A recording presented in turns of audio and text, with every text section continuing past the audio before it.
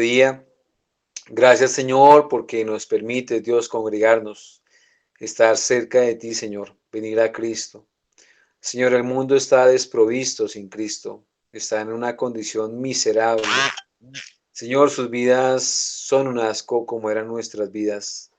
Señor, gracias porque tú nos has llamado para sentarnos en tu mesa.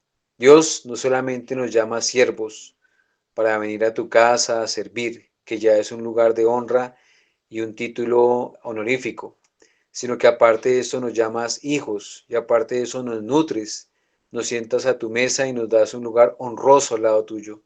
Gracias, Padre, porque de esta manera nos bendices, Dios. Así como en el Reino Unido, Señor, está la mesa de los caballeros, donde hay un título honorífico a nivel de esa nación en ese sentido. También, Señor, en tu reino hay un título honorífico y es el hecho de formar parte de tu pueblo.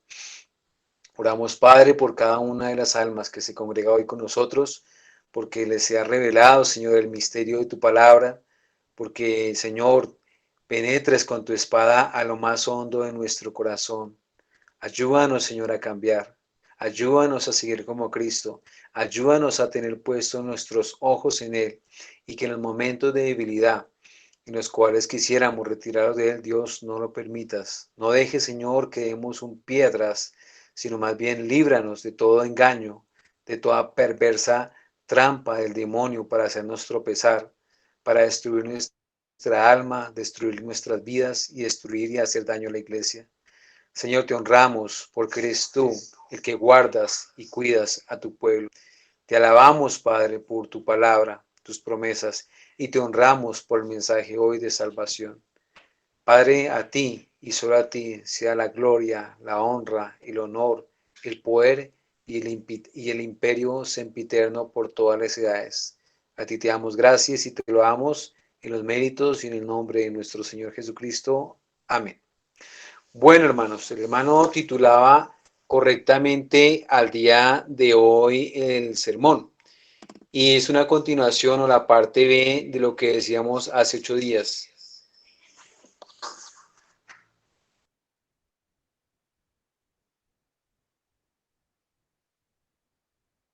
Entonces, hermanos, como les estaba diciendo, hace 8 días estábamos considerando el hecho de que algunos, inclusive hermanos, piensan que Dios es misericordioso y prefiere perdonar a castigar. Sin embargo, hoy deseamos no solamente mencionar algunos de esos elementos a nivel general, sino entrar a considerar algunos elementos con más detalle. Y dentro de eso, quiero entrar a considerar 2 puntos: Dios como Padre y el creyente o los creyentes como padres, para que podamos entender un poco más de por qué hablamos de la cuestión del hecho de disciplinar, ¿sí? O de la ira de Dios. Porque recordemos que en el Antiguo Testamento no se habla tanto de un Dios como el hecho de disciplinar, como si está la idea propia de la ira de Dios. Y como que el creyente a veces hace una dicotomía o una separación entre las dos cosas, y no lo es así. Realmente las dos cosas son una sola, y es el concepto de un Dios paternal que disciplina, corrige a su pueblo o lo castiga. Pero para algunos hermanos hablar de que Dios castiga, eso no. Y más en esta época que se habla de tantos eufemismos y de tanta demagogia, porque no es otra cosa, donde se le ponen nombres a las cosas, se le cambian el nombre, no le digamos pecado, llamémosle equivocación.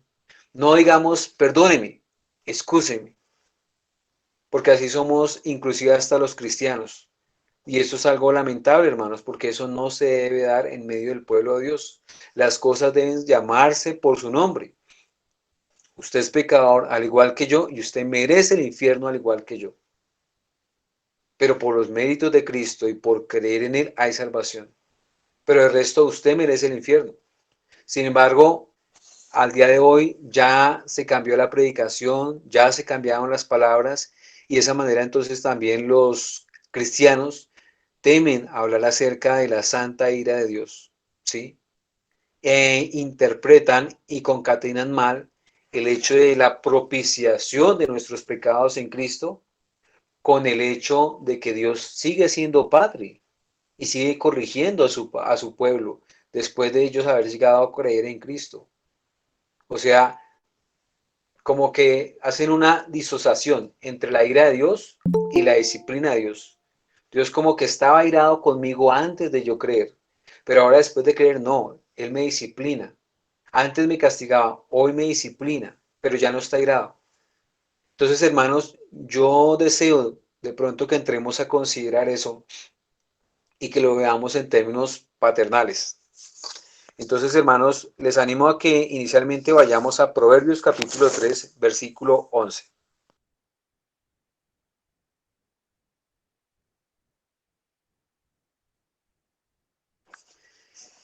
Proverbios capítulo 3, versículo 11, tal vez ustedes lo tengan en pantalla, dice así la palabra del Señor. Permítame. Ay, no, a veces se le dañan a uno los libros, ¿cierto? Proverbios capítulo 3, versículo 11 dice así, no menosprecies, hijo mío, el castigo de Jehová, ni te fastigues de su corrección. Allí claramente se menciona a Dios Padre, y se menciona a Dios Padre en ese versículo 11 como, no menosprecies, hijo mío, le dice a las personas que son de su pueblo, tanto los miembros comulgantes como los no comulgantes, les llama hijo mío, el castigo de Jehová, ni te fatigues de su corrección. Cuando hablamos allí de que se menciona el castigo de Jehová, eh, se ven en la parte C del versículo que dice, ni te fatigues de su corrección. A veces como pueblo suyo nos cansamos y como que pensamos que todo está bien, como que no merecemos, como que eso no es culpa, como que sí, como que como y como que como. Y realmente eso no es así. Él sí sabe realmente cuándo nosotros necesitamos corrección. Versículo 12 dice así, porque Jehová al que ama castiga, como el Padre al Hijo a quien quiere. Si notan ustedes cómo el Señor une el castigo con la paternidad divina, las dos cosas son estrechamente unidas y están íntimamente relacionadas. La paternidad y el castigo del Señor. ¿Para quién? ¿Para el mundo? No, aquí se promete castigos para quién, para su pueblo, porque Jehová al que ama castiga. ¿A quién ama él? ¿Solamente al creyente o a todas las personas que van y están en su iglesia? Ya sea un miembro de la iglesia o ya sea un asistente regular. Y si llega un nuevo, que un nuevo es un asistente esporádico, también él viene a entrar a disfrutar del amor de Dios. Pero tal vez no le gusta y se va, no le gusta el amor de Dios, le gusta el amor de este mundo. Pero el texto dice, porque Jehová al que ama castiga. Mire, el Señor no va a invitar a cualquier persona a su mesa. Si usted está en esta mañana, si usted nos está acompañando hoy y usted tiene la oportunidad de escuchar la palabra del Señor, siéntase honrado, privilegiado, porque el Señor le ha invitado en esta mañana a escuchar el mensaje de salvación, que hay muchas personas que lo podrían escuchar, pero que realmente no lo están escuchando. Están pegados a su televisor como siempre, viendo un partido de fútbol, yéndose, alistándose con su pantaloneta para hacer una u otra actividad. Ellos piensan que eso es, o yéndose para la ciclorruta, ¿sí? Pero hermanos, permítame decirle, es un mayor privilegio que estar yéndose, digamos, por la ciclorruta, o el full paseo a piscina, o el paseo de olla. Es más honroso y más privilegiado la persona que es invitada a sentarse a escuchar el mensaje de salvación. Versículo 12, porque Jehová al que ama castiga, como el padre al hijo a quien quiere. Si usted quiere a su hijo, disciplínelo, castíguelo, no le tenga miedo a ninguna persona que le condene por hacerlo eso. Por supuesto, haciéndolo en el amor del Señor. Uno diría, ah, pero eso no tenemos que hablar hoy en día, pastor. ¿Sí? Hermanos, nosotros estamos llamados a decir la verdad. El hermano Armando fue claro cuando lo dijo. Hay hermanos que son perseguidos en otras partes del mundo. Todavía no hemos experimentado esa persecución por ciertas instituciones acá en Colombia. A nosotros hablar con libertad todo el consejo de Dios. Y entonces, como tenemos libertad, quedémonos callados. Hay que seguir hablando la verdad. Y hay que decirla sin miedo. Tenemos y somos llamados por la palabra de Dios a castigar y a disciplinar a nuestros hijos. Así muchos nos digan que no. Estamos llamados por eso. Entonces, hermanos, el versículo allí es claro cuando dice, porque Jehová al que ama castiga como el padre al hijo a quien quiere. ¿Sí nota usted? Si usted quiere sentirse amado por el Señor, debe entender que necesita muchas veces ser disciplinado por el Señor. Si usted no entiende lo que significa la disciplina o el castigo del Señor, no va a entender el amor de Dios. Nada más triste y nada más terrible que haya una iglesia donde se pasen las cosas por la galleta. ¿Cómo está el persona? Pues dejémoslo así, es que me cae bien, es que no sé qué, es que el pobrecito, es que esto. No, las cosas son como son. Al pan, pan, y al vino, vino. Como nos gusta a los hombres. Las mujeres son más corazón y los hombres no somos como tanto de esa cuestión.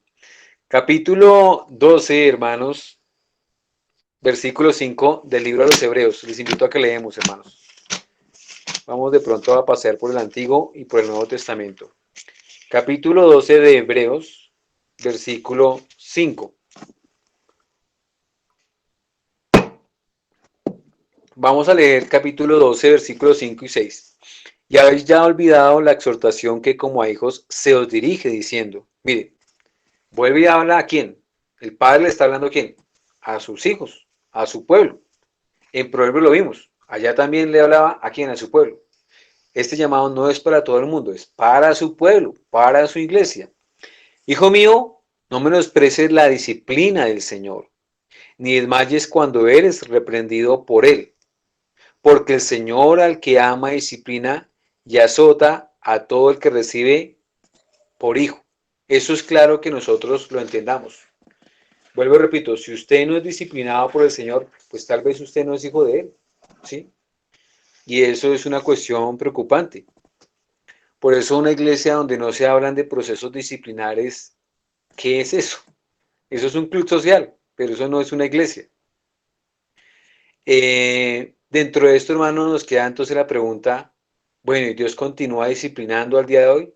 ¿Dios continúa juzgando al día de hoy? ¿Dios continúa airándose al día de hoy con su pueblo? ¿O será que hoy ya no? No, porque ya vino Cristo. Hay una diferencia pequeña entre la promesa y el cumplimiento de la venida de Cristo. La promesa. El Antiguo Testamento prometió a través de un profeta, prometió a través de otro profeta, prometió a través de otro profeta, y hubo un cumplimiento en el Nuevo Testamento. Cristo vino, ¿sí? Y es que a partir de que Cristo viene, ahora sí, vamos a entrar a disfrutar de lo que en el Antiguo Testamento no disfrutaron. No, hermanos. ¿En el Antiguo Testamento disfrutaron del perdón de Dios o no? Disfrutaron. ¿En el Antiguo Testamento ellos fueron justificados o no? Fueron justificados. Si no, mire Romanos 4, ¿cómo dice Abraham eso? ¿En el Antiguo Testamento experimentaban la santificación o no? La experimentaron. Si no, mire lo que dice. Sed santos porque yo soy santo. Es una verdad propia del Antiguo Testamento. ¿En el Antiguo Testamento fueron elegidos por Dios? Claro, si no mire el libro de Deuteronomio. ¿Cuántas veces y de manera repetida en todo el Antiguo Testamento se muestra que el pueblo de Dios era un pueblo elegido? Hermanos, entre el Antiguo y el Nuevo Testamento las diferencias son muy pequeñas. Son más de forma que de fondo. Y en este sentido, hermanos, uno diría un cambio en la ira de Dios. Bueno, yo diría que hay un cambio siempre y cuando no haya pecado. Yo no me iro siempre y cuando mi hijo no me despierte la ira. Pero si el pueblo de Dios sigue pecando, ¿cuál entonces es la actitud y la reacción automática en la persona de Dios? ¡Pum! Ira. ¿Será que a él el pecado del mundo le despierta ira y el pecado de su iglesia no le despierta ira? ¿Lo pone contento, feliz, dichoso de la vida? No, hermanos. De la misma manera, hermanos, Dios sigue otra vez airándose.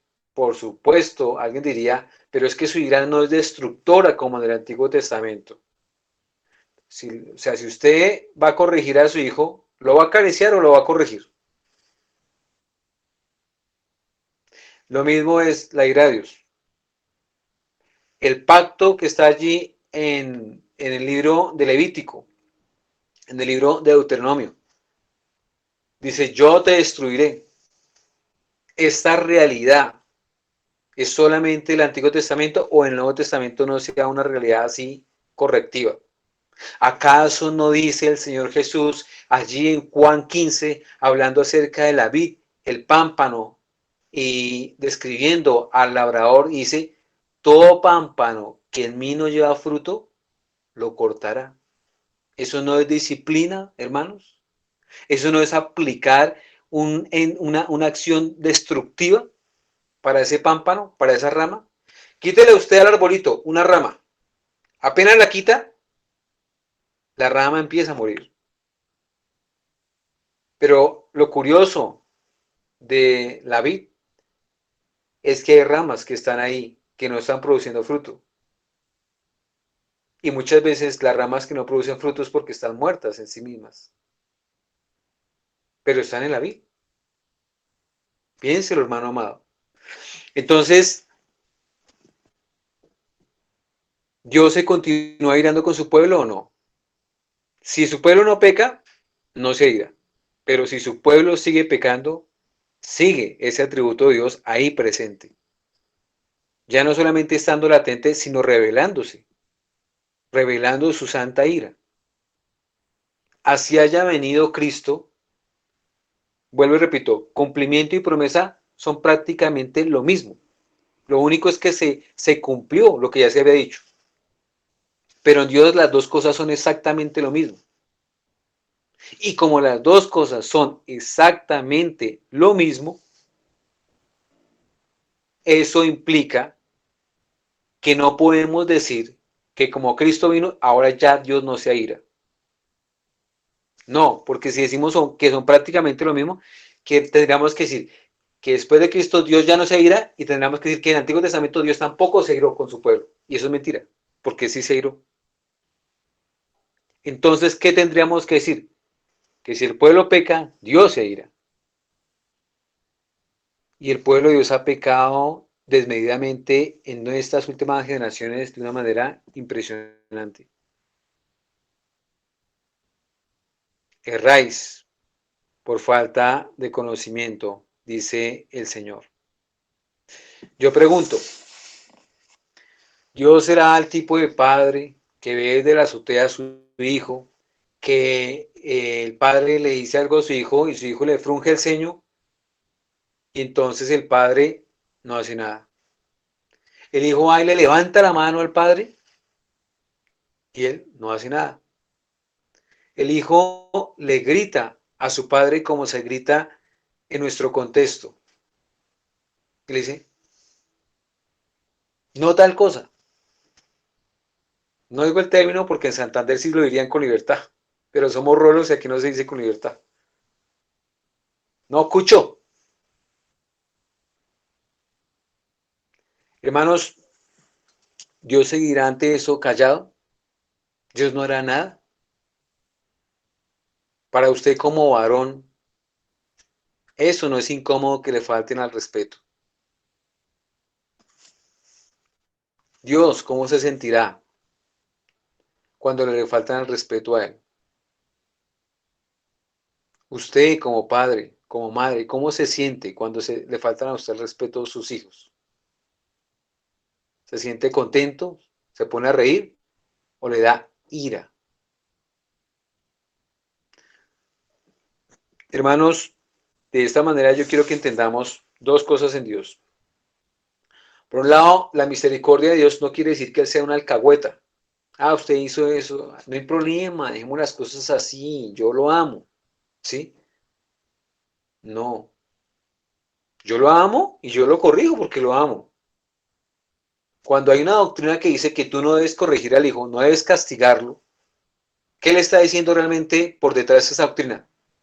No ame a su hijo, no lo forme, no lo eduque. Eso es lo que le están diciendo a usted. Odie a su hijo. Pero usted piensa que los que están fuera de la iglesia piensan así, lo interpretan así ese mensaje. No, claro, es que uno no debe pegar al hijo. Eso era cuando nosotros éramos brutos, retrógrados. Hoy en día no se debe hacer así. Hemos evolucionado, estamos en desarrollo. Eso dicen los paganos. Espero que usted no piense así. Espero que usted entienda que pegarle a un hijo no es un trauma psicológico. Que el hecho de no corregirlo sí le genera traumas psicológicos a él. Y que por eso su hijo tal vez va a ser la clase de persona que va a ser. Por eso, hermanos, no hay que tensar tanto el arco porque se rompe. Pero tampoco hay que ser tan flexible que entonces no hacemos nada. Dejémosle que haga todo. El nene dejémoslo ahí quietico. No le digamos nada, no le hagamos nada porque se pone mal. El nene. ¿Y quién es el nene? Hermanos, yo les ruego a ustedes que por favor entendamos que nosotros estamos llamados a corregir a nuestros hijos. No es una opción, es un mandato, es una orden. Y que en ese sentido tenemos que movernos.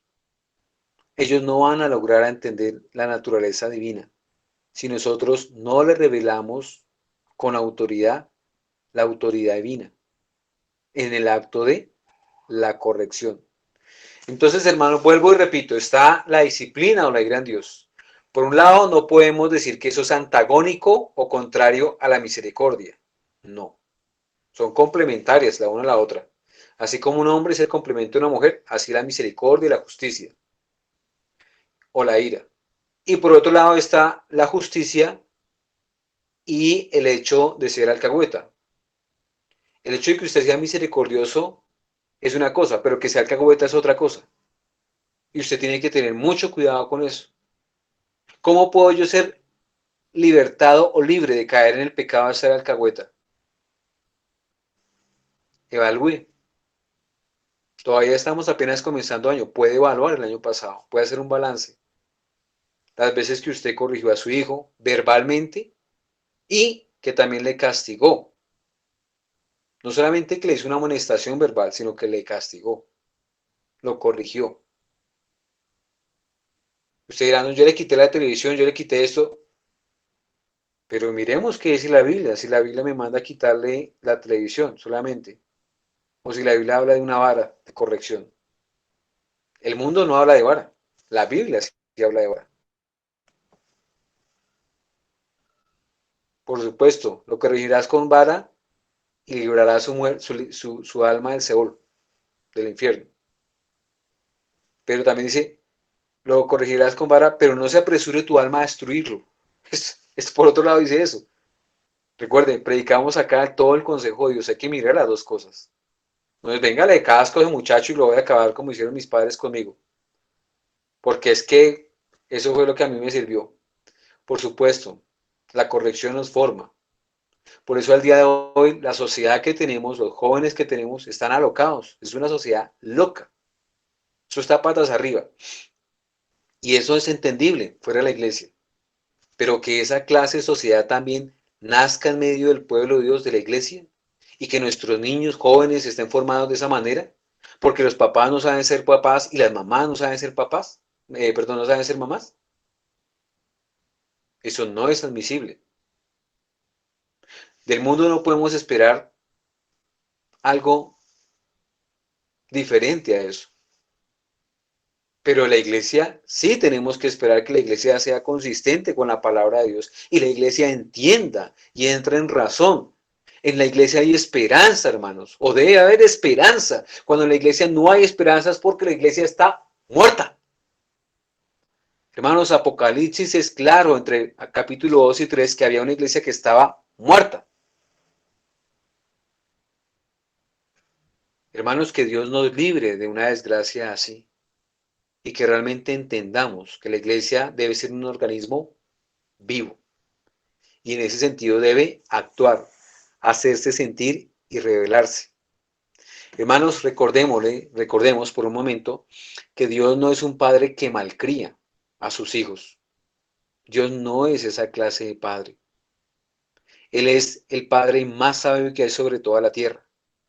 Quiero leer nuevamente esta máxima de Thomas Brooks cuando él dice: las plagas que Dios inflige a los que desprecian y abusan de su misericordia son usualmente espirituales, como ceguera de mente, dureza de corazón y embotamiento de la conciencia. Hermanos, no hay plaga peor que eso. Eso es una desgracia completa cuando Dios trae eso sobre la vida de una persona. Y es una tristeza, una pesadumbre, es una carga sobre nosotros, los que estamos cerca a ellos y somos conscientes de esa realidad, de ese juicio, de ese acto de ira, de ese acto de justicia de Dios hacia esas almas que, que han despreciado y han abusado de su misericordia. Joven, niño que está ahí, usted hermano, miembro, candidato a la membresía, quiero que usted entienda, por favor, que no debe despreciar ni abusar de la misericordia de Dios. A usted se le ha hecho el llamado: crea en Cristo, venga a los pies de Él, arrepiéntase, solo en Él hay esperanza. ¿Y sabe qué usted ha hecho? Hace así, frunge los hombros y sabe, se va. Se acabó el culto, un día más. Mami, papi, televisión, mi almuerzo, tengo hambre. ¿Y ese es el día del Señor? No, hermanos, tengamos cuidado. Jóvenes, vuelvo y repito, jóvenes, niños, hermanos miembros, candidatos a la membresía, no despreciemos ni abusemos de su misericordia, porque el juicio que viene no es liviano, es terrible. Y una de las características de ese juicio es que tienen ojos, no ven. Tienen oídos y no oyen. Se les dice, se les amonesta, se les observa, se indica el peligro. El avisado ve el mal y teme. Hermanos, se ha avisado muchas veces el peligro. ¿Le tienen más miedo al COVID que al Señor traiga esta clase de juicios sobre sus vidas? No entienden, hermanos. No ven. Son ciegos. El puritano no termina ahí. Sigue más adelante y dice: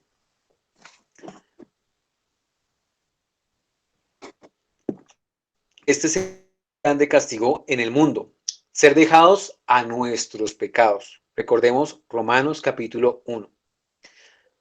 A cualquier pretensión, hombre infeliz, cuando Dios lo deja a usted al desvarío de su corazón, a sus propios deseos y planes, y usted no se resiste al pecado.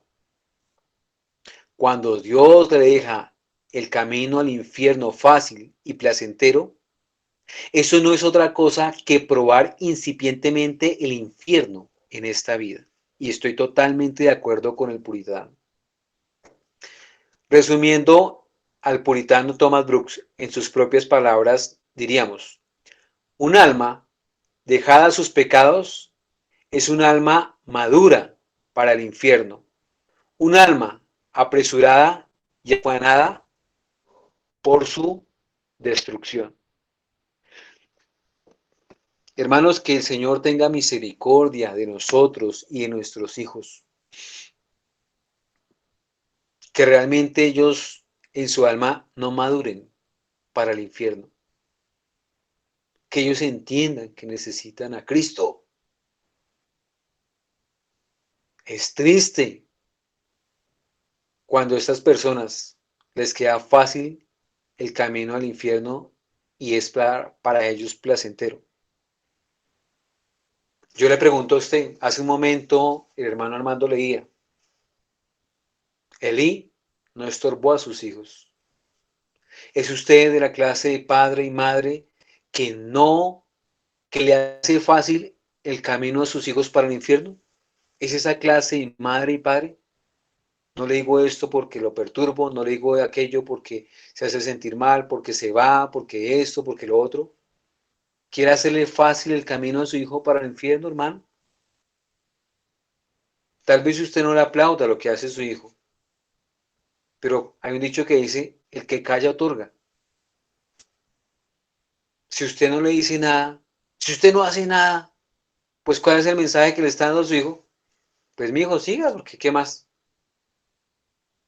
No, pero es que yo no lo hago porque, por mi salud, yo no lo hago porque no cambia la persona, yo, hermanos, entonces tenemos que cambiar en nuestra manera de ira, no debe ser explosivos. ¿Y cómo hago ese cambio? Solo el poder de Dios.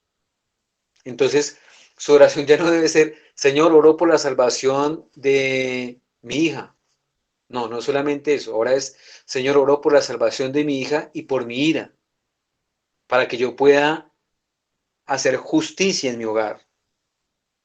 Y al mismo tiempo no enfermarme con tensión alta, con úlcera, con una gastritis, con tantas cosas que nos produce la ira. Pero Señor, trae tu reino. ¿Saben qué dice Mateo 6:33? Mas buscad primeramente, no dice únicamente, primeramente el reino de Dios y su justicia. Hermanos, para que venga el reino a su hogar, tiene que venir la justicia a su hogar. Pero esto no va a venir el reino. Y lo mismo a la iglesia. Por eso, le guste o no le guste, al pastor le toca hacer procesos disciplinares. No es una opción, es que le toca. Está llamado a eso. Así no quiera y así le cueste, así como a usted le cuesta hacer procesos disciplinares a sus hijos, también, por supuesto, al pastor. Rendición de cuentas, procesos, seguimientos, informes y más cosas en esa área disciplinar. Porque si no, no hay iglesia. Porque si usted no manda, ¿quién manda? Porque si usted no hace esos procesos disciplinares, no hay hogar, no hay familia. O por lo menos no la familia que Dios quiere para usted. Segundo punto, hermanos. Creyentes padres. Recuerden que el título del sermón es que el engaño del diablo, ¿cuál es? Dios es misericordioso y prefiere perdonar a castigar. No, no podemos decir que porque Dios es misericordioso, entonces Dios no me va a disciplinar. Eso es falso. Dios, porque es misericordioso y porque es justo, me dará a mí lo que Él haya determinado. Más bien puedo decir yo. Esa es la verdad. ¿Me va a dar misericordia o me va a dar justicia? Pero algo me va a dar. Entonces, en este caso, para que lo podamos entender, yo lo estoy graficando a través de la paternidad. Dios como padre, primer punto. Segundo punto, los creyentes como padres. Entonces, en este sentido paternal, hermanos, hay una actitud que nosotros como seres humanos elegimos, una vía, y es no corregir a nuestros hijos o corregirlos livianamente. Les invito a que leamos, por favor, Primera de Samuel, capítulo 2. Primera de Samuel, capítulo 2, dice así, versículo 22. Pero Elí era muy viejo y oía de todo lo que sus hijos hacían con todo Israel y cómo dormían con las mujeres que velaban a la puerta del tabernáculo de reunión. Y les dijo, ¿por qué hacéis cosas semejantes? Porque yo oigo de todo este pueblo vuestros malos seres. No, hijos míos, porque no es buena fama la que yo oigo, pues hacéis pecar al pueblo de Jehová. Si pecar el hombre contra el hombre, los jueces le juzgarán. Mas si alguno pecare contra Jehová, ¿quién rogará por él? Pero ellos no oyeron la voz de su padre. ¿Sí? Un juicio de Dios ya ahí. Porque Jehová había resuelto hacerlos morir. Triste, hermanos. Detrás de cada acción de Dios hay una explicación. Dios no obra de manera arbitraria, porque se le antojó, por capricho, porque Jehová había resuelto hacerlos morir. Ellos no oyeron. Hermano, ¿usted ha escuchado a su pastor? ¿O usted se hace el de la oreja mocha? Puede ser que usted se haga el de la oreja mocha, pero perdóneme que se lo diga, pero Dios no puede ser burlado. Usted se puede burlar del pastor, diciéndole que está haciendo cuando no está haciendo. Usted se puede burlar del pastor al prestar oído y estar por allá pensando en otra cosa, pero del Señor no se va a burlar. Pero ellos no oyeron la voz de su padre. Recuerden lo que dice el Salmo. Tienen ojos y no ven. Tienen oídos y no oyen. Hermano, ¿usted ha escuchado el mensaje de la cruz? ¿Usted le está prestando atención o está por allá? No oye. Tema, niño, joven, adulto, esto no importa la edad.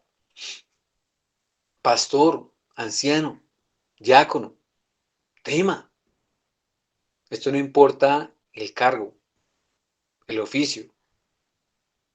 Es terrible cuando la gente no oye. La psicología moderna ve con malos ojos la vara para los hijos y para justificar su postura apela a la forma arbitraria y de la forma salvaje, se podría decir, como algunos padres disciplinaban en una época a sus hijos. Entonces no encontraba otra cosa, venga el cable de la plancha y tome, lleve para allá. No encontraba otra cosa, mándele el tacón, que le caiga por donde sea, pero que le caiga. Mándame, tráigame allá una penca o tráigame allá la cicuta que tengo allá, para que sepa lo bueno que es eso.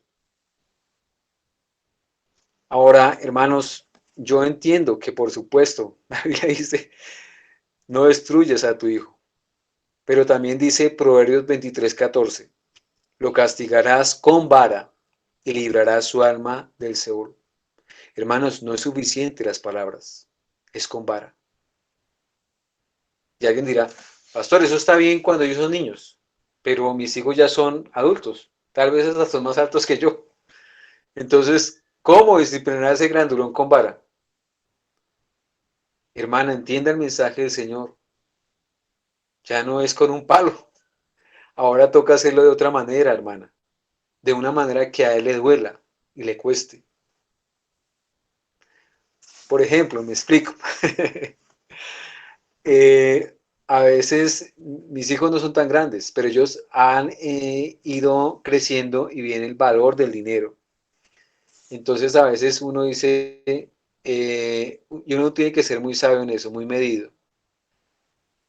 Por un lado uno dice, no les doy plata porque si no ellos se acostumbran a que si no es con plata entonces no hacen nada. Sí, eso es verdad, eso pasa.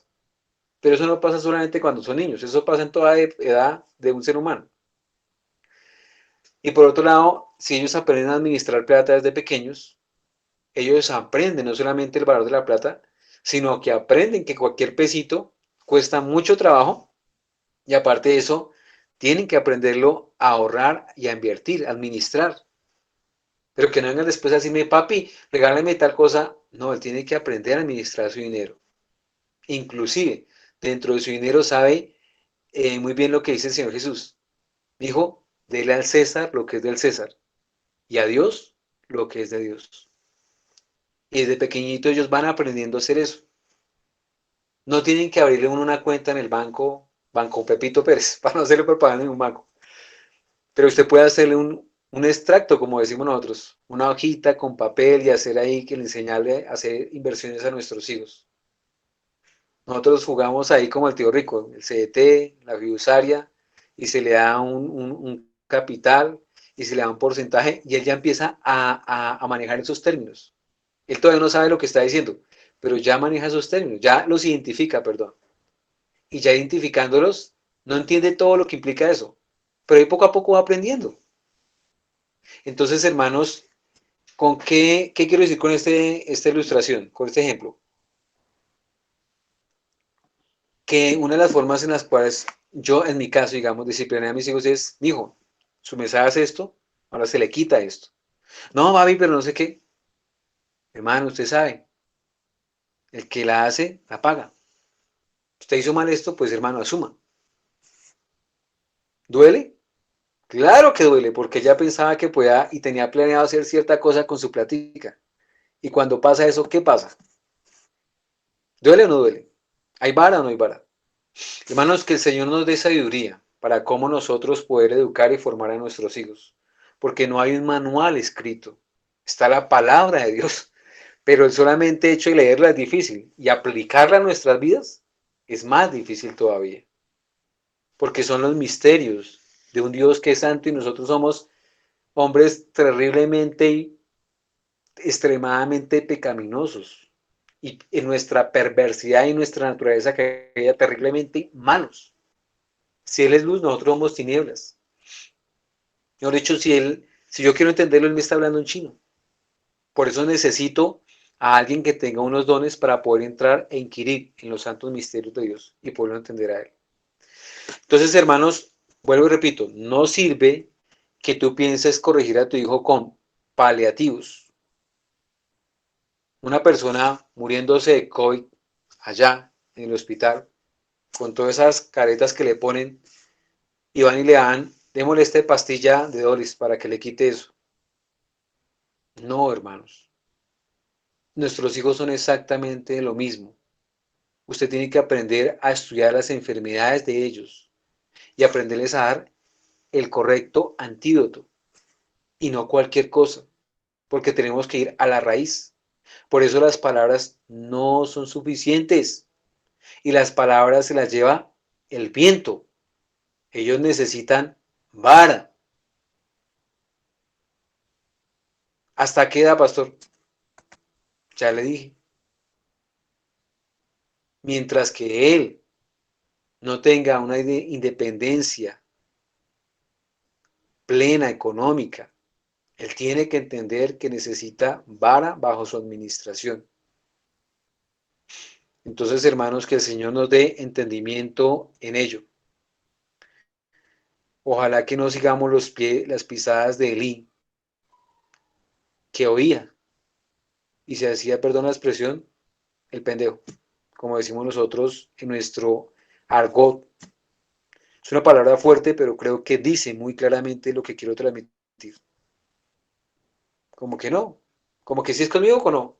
No, no, como que no es conmigo. No, hermano, si es con usted. Entienda, no se haga, entienda, por favor, le ruego. Eso es muy feo uno hablar a una persona y que la persona piensa que no es con él. No, si es con usted. Y le ruego, por favor, entiéndame.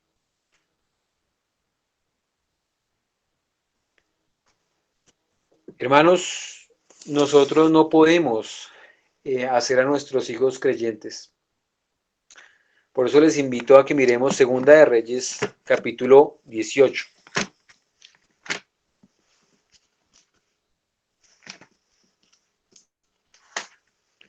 Segunda de Reyes, capítulo 8, habla de un hombre piadoso. Segunda de Reyes, capítulo 18, versículo 3. Hizo lo recto ante los ojos de Jehová conforme a todas las cosas que había hecho David, su padre. ¿Quién? Ahí dice claramente unos versículos antes. Ezequías. Versículo 4. Ezequías quitó los lugares altos y quebró las imágenes y cortó los símbolos de acera e hizo pedazos la serpiente de bronce que había hecho Moisés, porque hasta entonces le quemaban incienso los hijos de Israel y la llamaban Nehustán. Si ven, hermano, cómo es el pueblo de Dios tan perverso. Dios hizo levantar una serpiente para algo y un momento histórico de la iglesia. ¿Y sabe qué hizo después el pueblo? La está idolatrando. Versículo, ¿y qué hizo este reformador? Quiten esa vaina no sirve para eso. Eso ya cumplió su propósito, ya, quiten eso. Versículo 5. En Jehová Dios de Israel puso su esperanza. En Jehová, Dios de Israel, puso su esperanza. Hermanos, era un hombre contra todo un pueblo. Un solo hombre. Y ese hombre se amarró los pantalones y se paró sobre sus pies. Josué lo dijo claramente. Yo no sé ustedes, pero escojan a quién sirváis. Si a Baal o a Jehová. Pero yo y mi casa seguiremos a Jehová. Hermanos, ¿a quién quiere seguir? ¿Quiere ser esa clase de cristiano? Mire, hermanos, al día de hoy hay muchas iglesias. Las iglesias son claramente vistas en Apocalipsis 2 y 3. ¿A cuál de esas quiere ir? ¿Allá donde predica Jezabel? ¿Allá donde se da la doctrina de los nicolaitas? ¿Allá donde el Señor está fuera de su iglesia y pidiendo y golpeando a ver si lo dejan entrar? ¿En la Odisea? ¿A qué iglesia quiere ir, hermano? Les ruego, hermanos, por favor, mesura. La iglesia de Betel no tiene la verdad absoluta, pero buscamos estar lo más cerca posible de la verdad absoluta. Y el día de mañana usted tendrá que rendir cuentas por lo que ha dicho y ha hecho en el cuerpo, hermanos. Por cómo usted ha edificado la iglesia, va a rendir cuentas en el día del juicio final. Vuelvo y repito, es con usted. No se me haga que no es con usted, no, es con usted que yo le estoy hablando a usted. Alguien dirá, pastor, usted ahorita utilizó una palabra fuerte, no una grosería, pero una palabra fuerte. Hermano, hoy en día, si usted le dice feo a su hijo, lo echan a la cárcel. No me diga que dije una palabra fuerte, porque el policía, mejor dicho, me da 10 años de prisión por haber dicho esa palabra hoy. Segundo, perdóneme que se lo diga, pero en los tiempos de Lutero, la palabra que yo acabo de emplear es liviana comparada con el lenguaje de esa época. Hermanos, a las cosas tenemos que llamarla por su nombre, nos guste o no nos guste, y aunque eso nos hiera en nuestra susceptibilidad.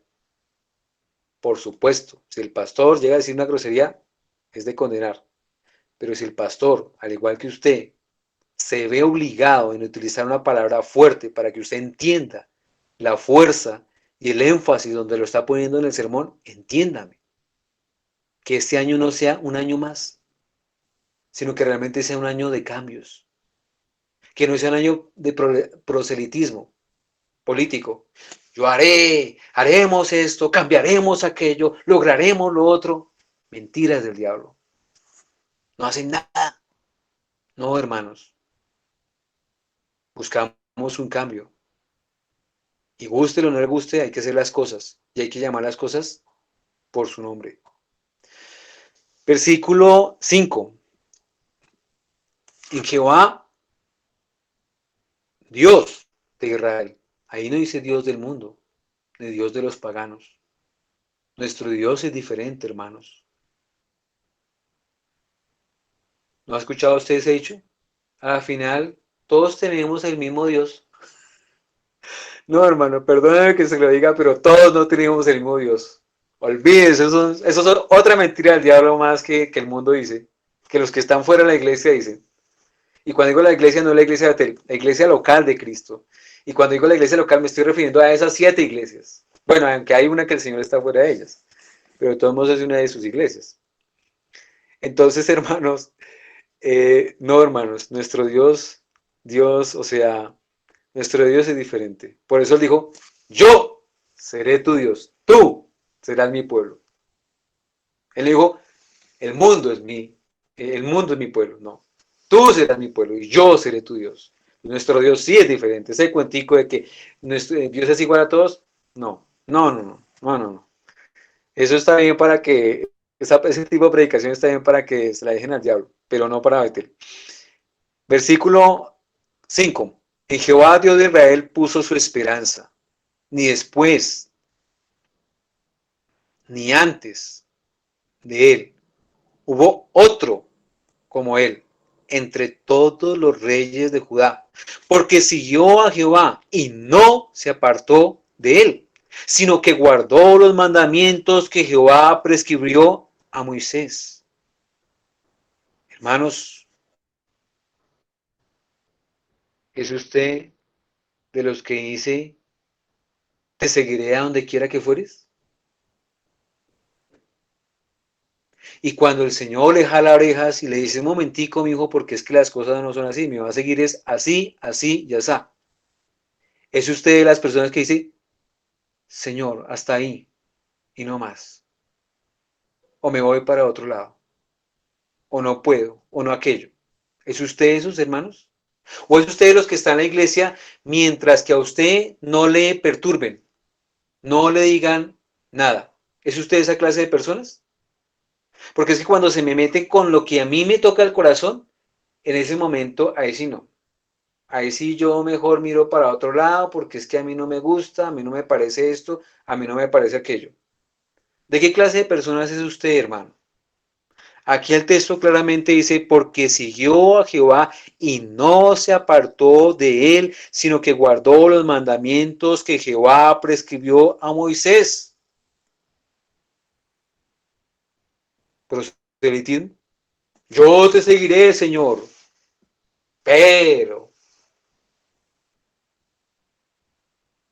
si se encrespan las aguas, hasta ahí llego yo, no más.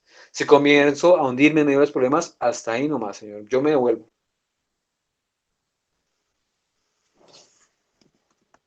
Proselitismo religioso. ¿Será que eso le agrada al Señor o despierta su santa ira, como es el tema de hoy? El reino de Dios es de los cobardes, que ante cualquier impedimento, problema, dificultad, se echan para atrás.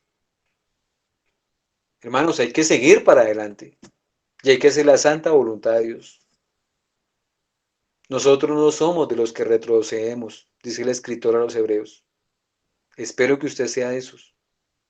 Entienda el llamado del Señor. Versículo 7. Y Jehová estaba con él, y a donde quiera que salía prosperaba. Él se rebeló contra el rey de Asiria y no le sirvió. Hermano, ¿usted está con ese coraje que tenía este varón? Esto no era un hombre con faldas, esto era un hombre con pantalones. Se rebeló contra el rey de Asiria y no le sirvió. Hermanos, yo espero que usted sea así. Espero, deseamos y buscamos que los varones que se levanten en Betel tengan esta característica. Jehová estaba con él y a donde quiera que salía prosperaba. ¿Y sabe por qué prosperaba? Porque obedecía al Señor. Va a mira el pacto. Mi hijo, si tú me obedecieres mi santa ley, bendeciré la arteza donde tú comes, bendeciré a tus hijos, bendeciré tu salir y tu entrar. Mejor dicho, ¿qué no va a bendecir Dios? Si tú obedeces y guardas todos mis mandamientos, no los que tú quieres guardar.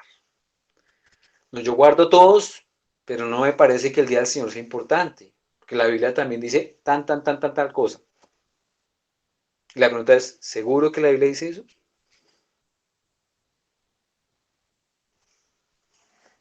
Jehová estaba con él y a donde quiera que salía prosperaba. Él se rebeló contra el rey de Asiria y no le sirvió. Hermanos, ¿contra quién usted tiene que rebelarse? Y el rey de Asiria era una autoridad para él. A nivel político lo era. Y no hay autoridad sino establecida por Dios. ¿Y por qué se rebeló entonces contra él? Porque él no hacía la voluntad de Dios. Uno dice, uy, tan chévere, uy, Daniel, uy, José, uy, Moisés. ¿Y usted qué? ¿Qué está haciendo? Y si es mujer, usted dice, uy, los hombres a los que fueron llamados. ¿Y dónde está Esther? ¿Dónde está Ruth? ¿Dónde está María? ¿Dónde está Débora? No, hermanos. Esto es el carácter de Cristo. Esta es la imagen de Cristo en un hombre valiente, echado para adelante. Si toca solo, toca solo. Y si no, dígale Jesús, ¿quién estaba al lado de los 12? Perdón, ¿quién estaba al lado de él en la cruz, de sus 12? Uno, y el más joven. ¿Y sabe por qué? Porque los romanos por lo general no tocaban a muchachitos así. Era como un adolescente, para que usted me entienda. ¿Dónde están los pantalones de los otros? No había. ¿Se necesita pantalones para seguir a Cristo? Sí, se necesitan pantalones, hermanos. Para seguirlo, para traer su reino a este mundo, para transformar nuestros hogares, se necesita es de poder. Y para que haya poder se necesita que esté el carácter de Cristo en nosotros. Si no, no. Entonces, hermanos, esta es la clase de varón. Pero mire la clase de hijo que le tocó. Segunda de Reyes, capítulo 21, versículo 1. De 12 años era Manasés cuando comenzó a reinar y reinó en Jerusalén 52 años y el nombre de su madre fue Hepsiba. E hizo lo malo ante los ojos de Jehová, según las abominaciones de las naciones que Jehová había echado delante de él de los hijos de Israel, porque volvió a edificar los lugares altos que Ezequías su padre había derribado. ¿Si notan, hermano, lo terrible? Gálatas, ¿acaso no dice? Si volvemos a edificar lo que hemos destruido, transgresor me hago, dice el Señor allí. ¿Y esto no fue acaso lo que hizo el hijo de Ezequías? Aquí en este hijo no se cumplió lo que dice nuestro dicho popular. Hijo de tigre sale pintado. Uy, qué bendición hubiera sido que durante 55 años que reinó Manasés no hubiera hecho la reforma, hubiera mantenido la reforma. Uy, eso hubiera sido algo glorioso. 55 años. Hermanos, durante 55 años lo que hizo este perverso fue tirarse todo lo que había hecho su papá. ¿Cuántos enemigos se echó encima de su papá por hacer la voluntad de Dios? Y vino este y se tiró con las patas, lo que el otro había hecho con las manos. Hermanos, la fe no se transmite. Desafortunadamente no se transmite a nivel genético, quiero decir. Pero estamos llamados a disciplinar a nuestros hijos, a no negociar con ellos. Al pan, pan y al vino, vino. Versículo 3. Porque volvió a edificar los lugares altos que Ezequías su padre había derribado, y levantó altares a Baal, e hizo una imagen de acera como había hecho Acab, rey de Israel, y adoró a todo el ejército de los cielos y rindió culto a aquellas cosas. Asimismo edificó altares en la casa de Jehová, de la cual Jehová había dicho, yo pondré mi nombre en Jerusalén. Y edificó altares para todo el ejército de los cielos en los dos atrios de la casa de Jehová. Y pasó a su hijo por fuego, y se dio a observar los tiempos, y fue agorero, e instituyó encantadores y adivinos, multiplicando así el hacer lo malo ante los ojos de Jehová para provocarlo a ira. Hermanos, cualquier parecido con los hijos de Elí es pura coincidencia, ¿sí? No es otra cosa. Hermanos, que ojalá esos hijos no nos toque a nosotros, pero que nos pueden tocar hijos así, sí, nos pueden tocar hijos así. Pero que si nos tocan, que no sea porque usted fue negligente en administrar la disciplina, sino que si nos tocan es porque ellos fueron negligentes a obedecer la palabra de Dios y porque quisieron entregarse a sus delitos y pecados. Porque uno lo ve, niños, eso es una joya, una hermosura. Pero espere que crezcan y entren a la adolescencia. Espere que crezcan y entren ya a la juventud. Hermanos, esa es la realidad que tenemos. Y por eso digo, Dios quiera que no nos toquen esos hijos y si nos tocan, que por lo menos no sea por nuestra culpa, que ellos toman esa determinación y hacen eso, y hacen de eso su vida. Pero sí queremos ser claros con ellos. Por eso les invito a que leamos Deuteronomio capítulo 8.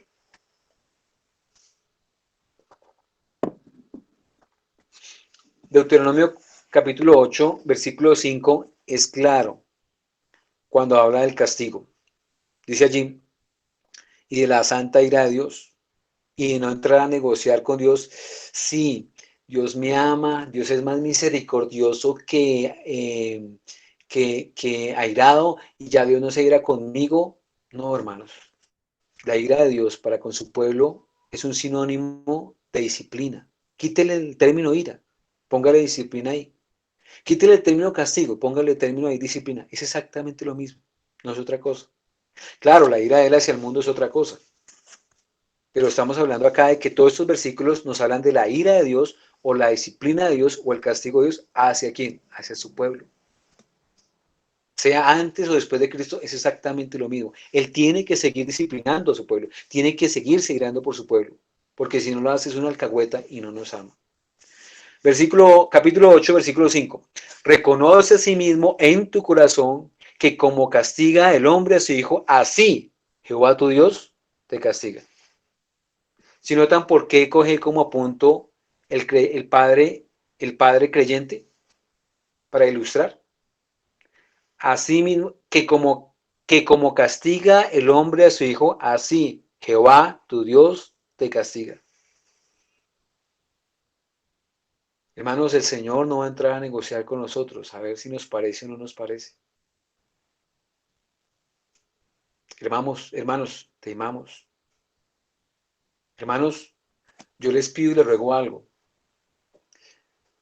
Miren, hermanos, yo no he querido ser un obrero fraudulento, como lo buscaba hacer también el apóstol Pablo en sus cartas. Y aquí no estamos reteniendo ni frenando a nadie. No. Pero hermano, yo quiero que usted entienda, una iglesia es algo muy complejo. Es el cuerpo de Cristo. Si el cuerpo nuestro humano es complejo, el cuerpo de Cristo es más complejo. Si usted para vestir su cuerpo, usted dice, no, yo no me pongo esas zapatillas porque eso es marca Patico.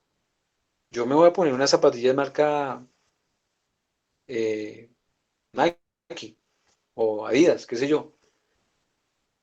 Si usted es así, ¿cómo va a vestir el cuerpo de Cristo? ¿Qué dones va a poner ahí?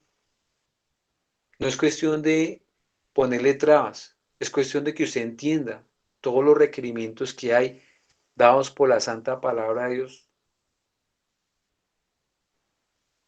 Hacer un grupo es una cosa, pero establecer una iglesia, no, hermanos. Mire, hermano, perdóneme que se lo diga, yo conozco pastores que son motivadores número uno, hágale, y nosotros le ayudamos, y usted va para adelante y le damos esto y lo otro, y entonces usted levanta ahí una iglesia. No, hermano. Yo le ruego, piénselo, si puede, no 10 veces, sino 100 veces. Y no lo estoy desanimando. Solamente le digo que hay en medio del pueblo de Dios gente que es muy buena para motivar. Pero así como son buenos para motivar, son también buenos para dejarlo a usted embalado. ¿Usted sabe por qué la estadística de 10 iglesias que abren, 8 la cierran? Hermano, tenga mucho cuidado. Si usted no tiene los dones, no se meta a hacer una cosa que es algo tan sagrado como una iglesia. Si usted no tiene el llamado, si usted no tiene en claro ese llamado, no se meta. Si usted no está preparado todavía por eso, si el pastor donde usted está le dice todavía no está preparado, no lo haga. Es un ruego.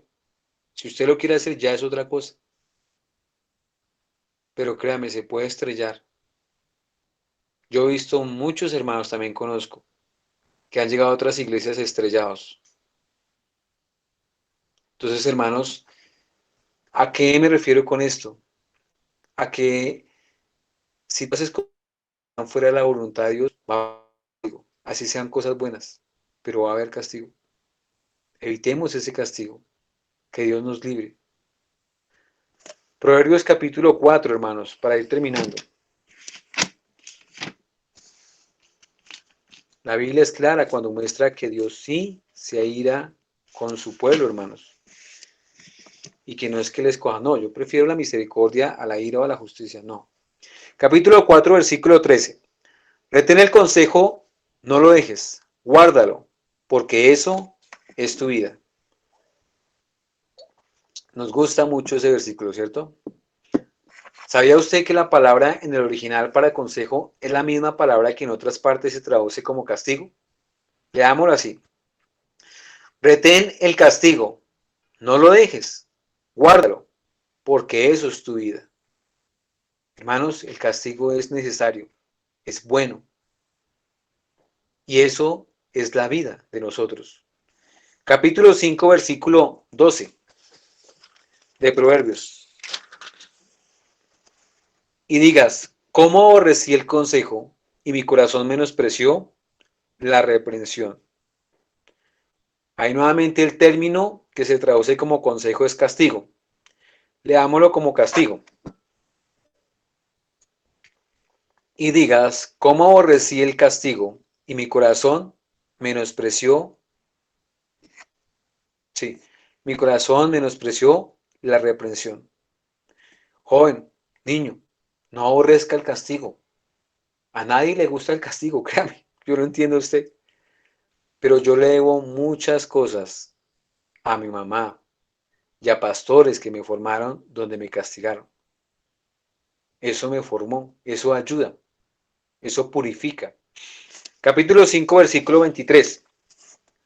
Él morirá por falta de corrección, de castigo, y errará por lo inmenso de su locura.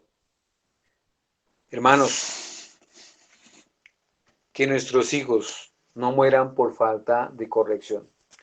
Si ellos mueren y mueren mal, que mueran por su negligencia, por su corazón loco y lleno de desvaríos, pero no por falta de corrección. Que Dios nos libre de eso. Que usted ojalá pueda tener una conciencia limpia. Me dice, pero Pastor Francisco, ¿para qué luchamos tanto por la doctrina? ¿Para qué tanta vaina? ¿Sí? Ya quedémonos con lo que dice ahí, que si el uno piensa una cosa y el otro piensa otra cosa, ya, ¿para qué tanta vaina? Perdóneme que se lo diga, hermano, pero yo sé que algunos dirán, Pastor, me gusta burlarse, molestar. No, hermanos. Hay hermanos que dicen, yo le pregunto, ¿usted entiende? Sí, sí, Pastor, yo entiendo.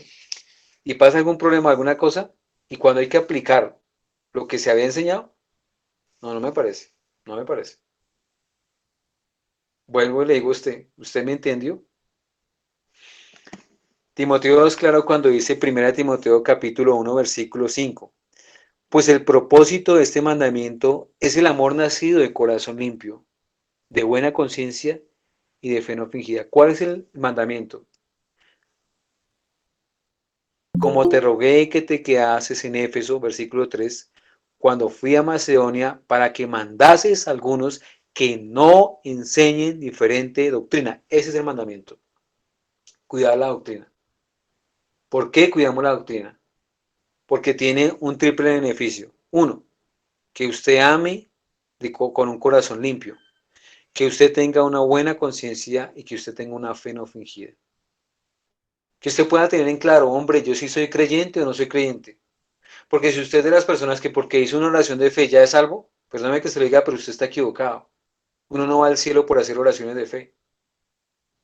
Eso es una fe tal vez fingida, hipócrita. Segundo, el texto habla aquí de una buena conciencia. Es importante, hermano, que usted tenga una buena conciencia, porque tal vez usted dice, no, el pastor puede haber dicho tal cosa, pero yo puedo hacer la otra. Yo no le veo problema. Conciencia, ¿sí? Tiene que ver con la moral. Hoy se trabajó y se trató bastante el tema de la paternidad. Espero, hermano, que usted entienda y tenga una buena conciencia en eso. No una conciencia callosa. Por ahí dice en el Nuevo Testamento una conciencia callosa. Se le dice, se le dice, se le dice, se le dice, se le dice. ¿Tienen ojos? ¿No ven? ¿Tienen oídos? No oye. Hermano, que usted pueda decir, yo me muero mañana y me muero tranquilo de que yo hice por mis hijos, no como dice el mundo, lo que tenía que hacer. Yo vaya a preguntarle a usted un mundano, ¿qué tenía que hacer? pues darle alimentación, ropa, estudio, enseñarlos a trabajar y ya, listo, que ellos se defiendan. Ahora, pregúntele a una persona de una iglesia que tenga clara la doctrina. ¿Qué tiene que hacer usted como padre? Darles de comer, formarlos, educarlos. ¿Y qué es eso de formarlos? Mostrarles a Cristo, enseñarles que son pecadores, que merecen el infierno, que solo Cristo los puede salvar. Y aparte de toda esta serie de cosas, disciplinarlos, no solamente hablarles como hacía Ali, sino disciplinarlos, hacer acciones, corrección. Y después cuando usted se muera, usted pueda morir tranquilo, diciendo, hombre, yo hice lo que tenía que hacer con mis hijos.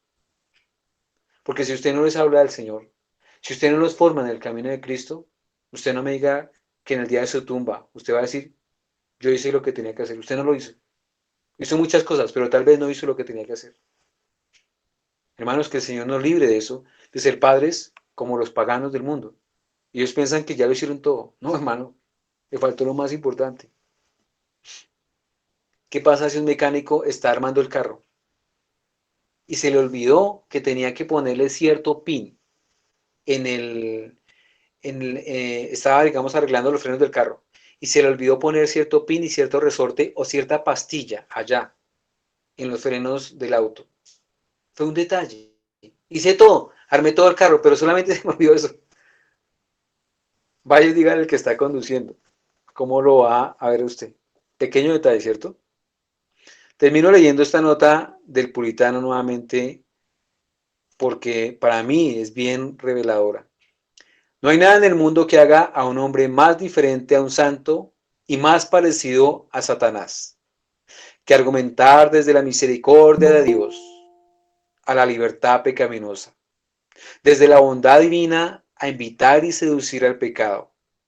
Esta es la lógica del diablo, y la persona en la que encontrares esta manera de pensar, puedes decir, esta alma está condenada. Hermanos, que el Señor tenga misericordia, porque Él tiene misericordia de quien quiere tenerla, no de todo el mundo. Joven, niño, si usted está hasta hoy aquí, es un acto de misericordia. Pero lo que dijo el puritano al principio, no juegue con la misericordia de Dios. No piense que toda la vida y todos los días de su vida Él va a seguir teniéndole misericordia y Él va a seguirle extendiendo la invitación a estar ahí en medio de su pueblo. Porque tal vez el Señor le va a cortar. Todo porque es misericordia por un lado, pero por otro lado es justicia, es ira. Señor, te damos gracias por tu bondad, por el mensaje de salvación. Oh Señor, solamente en ti hay esperanza. Señor, nosotros los seres humanos estamos llenos de toda podredumbre, de miseria. Indiscutiblemente a nivel espiritual damos asco, nos creemos buenos, no necesitamos a Cristo, estamos bien. No, Señor, confesamos más bien nuestros pecados, somos malos, no amamos a nuestros hijos porque no los disciplinamos, no te amamos a ti y no te queremos amar en nuestras fuerzas. Si el pecado se nos presenta no a la puerta, sino al lado nuestro, no lo pensamos ni una vez. Vamos corriendo detrás de él. Señor, líbranos de ser presa del enemigo. Señor, danos a Cristo para morir a nuestro yo y vivir para él. Señor, purifícanos. Padre, moldéanos el pensamiento de Cristo. Oh Dios de la misericordia, trae tu reino sobre esta nación de impiedad y de tinieblas. Oh Señor, visita nuestros hogares con la gracia, con la cruz, con el amor, con la santidad, con la justicia de Cristo. Oh Señor, qué tristeza y qué vergüenza confesar que somos justificados y no actuamos con la justicia divina en nuestros hogares. Señor, que Cristo viva y que nosotros muramos, que nuestro hogar reine Cristo con su misericordia y también con su solemne y santa justicia. Padre, te veneramos, Señor, por el gran Rey que tenemos, nuestro Señor Jesucristo. Te honramos por su gloriosa, santa e inmaculada obra en la cruz. Te bendecimos y te loamos, glorioso Señor, Dios de los cielos, que determinaste descender, Señor, por cada escalinata de las nubes, hasta llegar a nuestras vidas y llamarnos y llevarnos a Cristo. Oh Padre, si tú no nos hubieras traído, no podríamos venir a Cristo. Pero Señor, tú nos trajiste y eso es motivo de suma gratitud. Señor, líbranos de tener ojos y no ver a Cristo. Líbranos, Señor, de tener oídos y no oír el mensaje de la salvación.